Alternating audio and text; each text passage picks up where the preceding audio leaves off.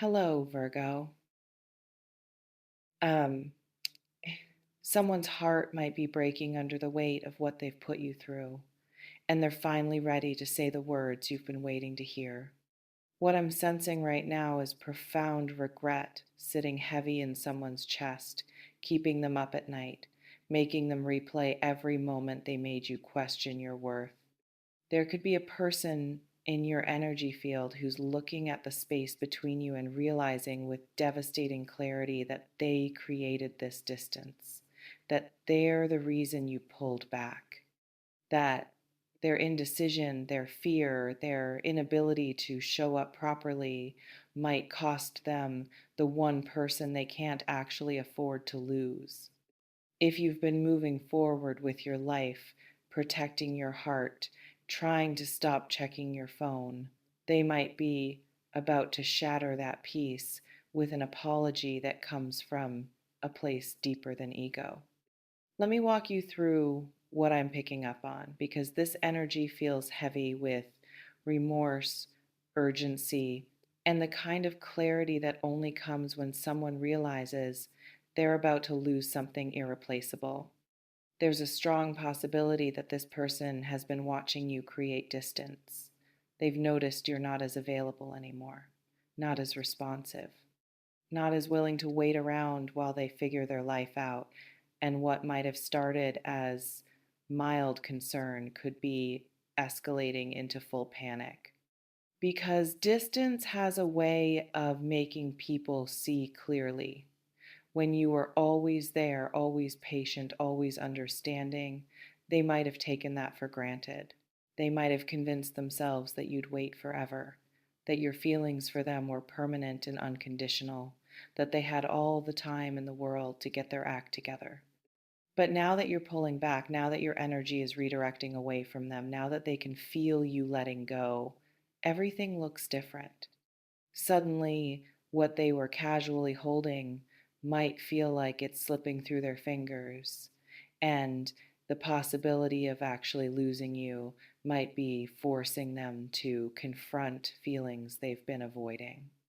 What I'm sensing is that this person might be reaching a breaking point where their fear of vulnerability is becoming less powerful than their fear of losing you completely, where protecting their ego matters less than protecting this connection, where playing it cool feels stupid compared to the very real possibility of you moving on without them.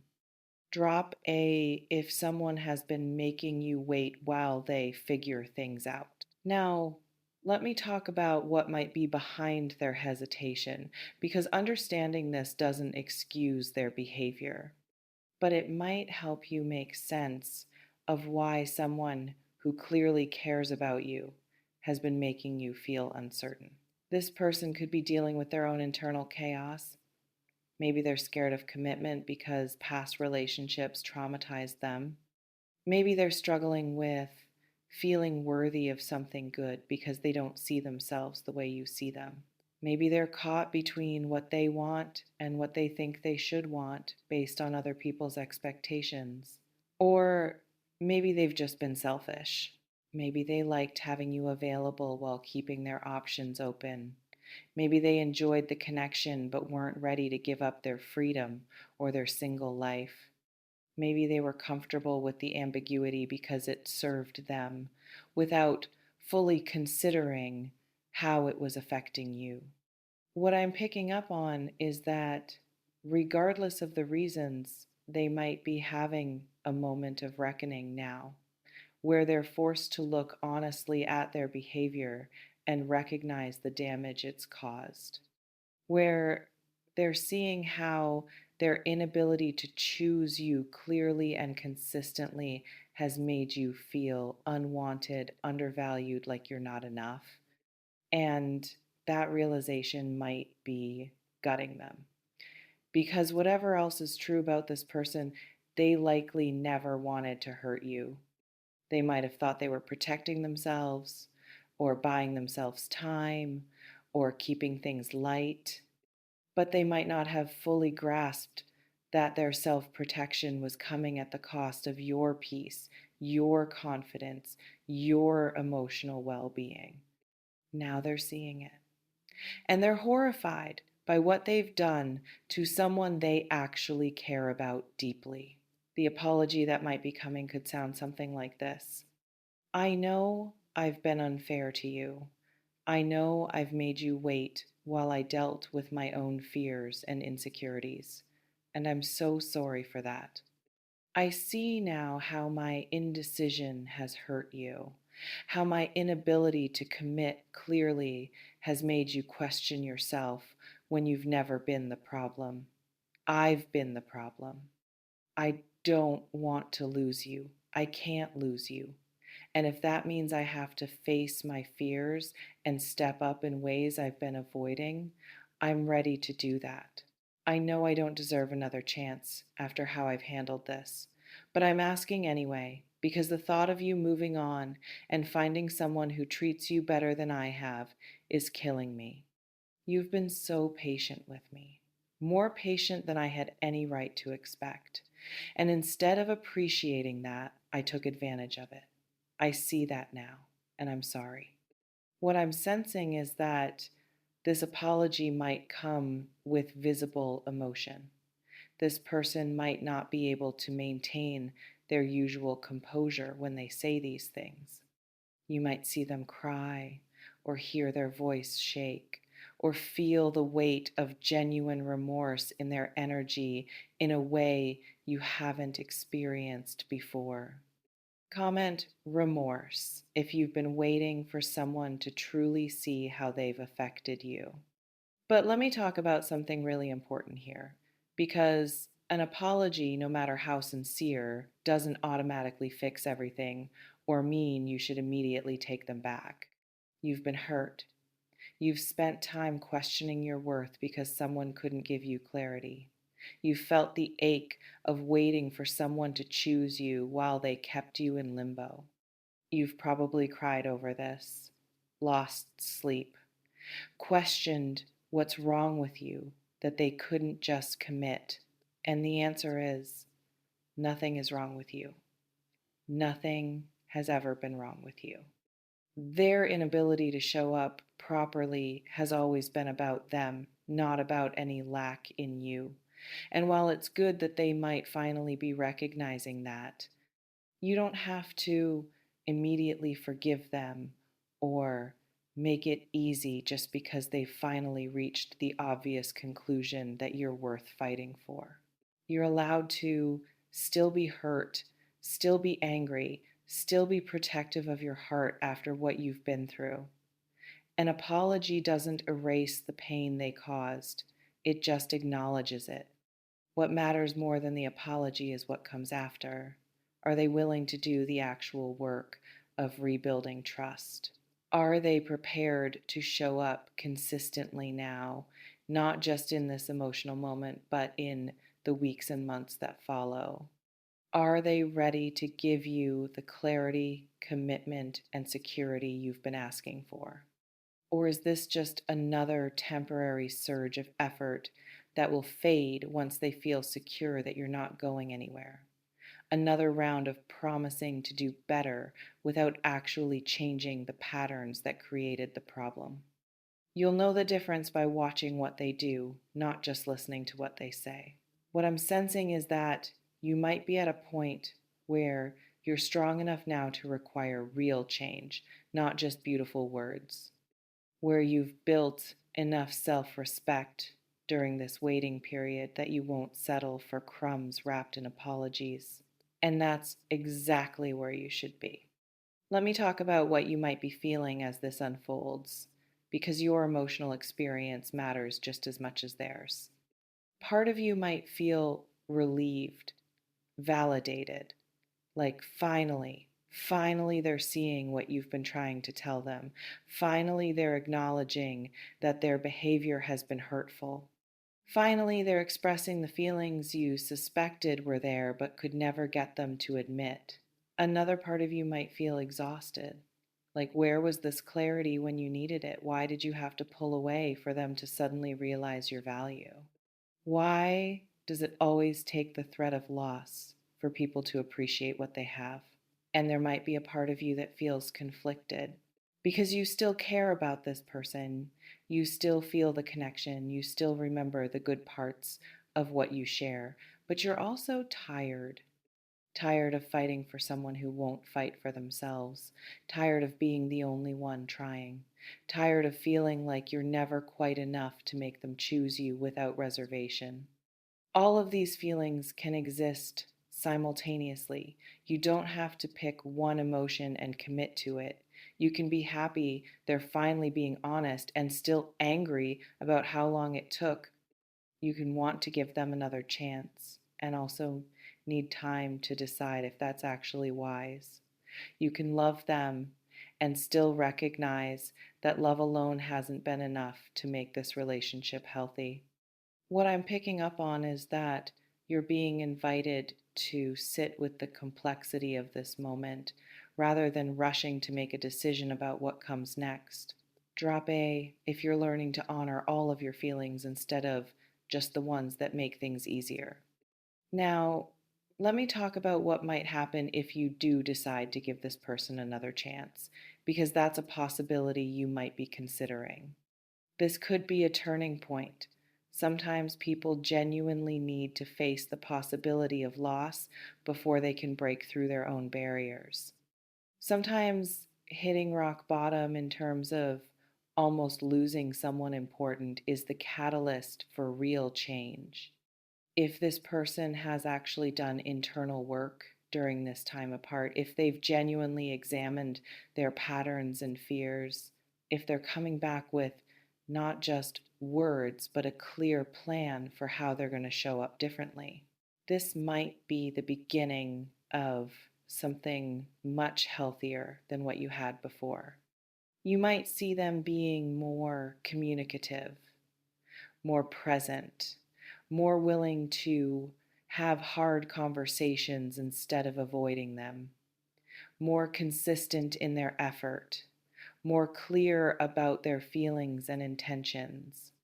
They might start prioritizing you in ways they didn't before, making time for you even when it's inconvenient, including you in their life more openly, talking about future plans that include you instead of keeping everything vague and non committal. And if you see that sustained change, not just for a week or two, but over months, that's meaningful. That suggests they've actually grown and that their apology was backed by genuine transformation. But you'll need to watch for patterns, not just promises. You'll need to see if their behavior during stress matches their behavior during the honeymoon phase of reconciliation. You'll need to notice if they revert to old habits as soon as they feel secure that you're not leaving. Because some people apologize beautifully but change minimally. Some people are excellent at crisis management but terrible at sustained relationship maintenance. Some people will do whatever it takes to get you back but won't do the work to actually be a good partner once they have you.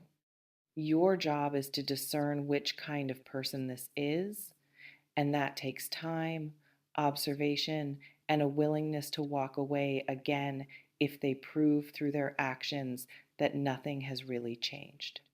What I'm sensing is that you're wise enough now to know the difference between someone who's genuinely evolved and someone who's just temporarily scared. Trust that wisdom. Let me also address the possibility that their apology might come too late, that you might have already moved past the point where you're willing to go back. Sometimes people wait until after you've healed to suddenly show up with the clarity and effort you needed months ago. And by that point, you've built a life without them. You've remembered who you are without constantly questioning your worth. You've stopped organizing your schedule around someone who wouldn't commit to being in it. And their apology, while perhaps sincere, might just feel irrelevant. Like something that would have meant everything 6 months ago, but now just feels like an interruption of the peace you finally found. If that's where you are, that's completely valid. You don't owe anyone a chance to fix something they broke just because they finally feel bad about breaking it. You don't have to reopen a wound that's already healed just because someone wants to put a better bandage on it. Your healing, your growth, your current state of being matters more than their delayed realizations. You're allowed to have closed that door, to have moved on emotionally, to recognize that while you once wanted them to say these exact words, you don't need to hear them anymore. And if that's the case, you can receive their apology with grace, wish them well on their journey, and still keep moving forward on yours. Forgiveness doesn't require reconciliation. Understanding their perspective doesn't mean giving them access to your life again. What I'm picking up on is that you're the one with the power here. They might be apologizing, but you're the one who decides what that apology is worth. You're the one who determines if it's enough. You're the one who chooses whether to engage or walk away. And whatever you choose will be the right choice for you. Comment sovereign if you know that you alone decide who gets access to your energy. Let me talk about boundaries. Because if you do choose to explore reconciliation, strong boundaries will be essential. You might need to be clear about what you require moving forward, not as ultimatums or punishments, but as honest communication about what you need to feel safe and valued in this connection. Maybe you need them to actually define the relationship instead of leaving it ambiguous. Maybe you need regular communication instead of days of silence followed by sudden, intense contact. Maybe you need them to introduce you to important people in their life instead of keeping you separate. Maybe you need proof of follow through, not just intentions. Whatever it is, you have every right to ask for it. And their response to your needs will tell you everything you need to know about whether this reconciliation has real potential. If they get defensive, if they minimize your needs, if they make you feel like you're asking for too much, that's information. That tells you they're sorry they hurt you, but not actually willing to change the behaviors that cause the hurt.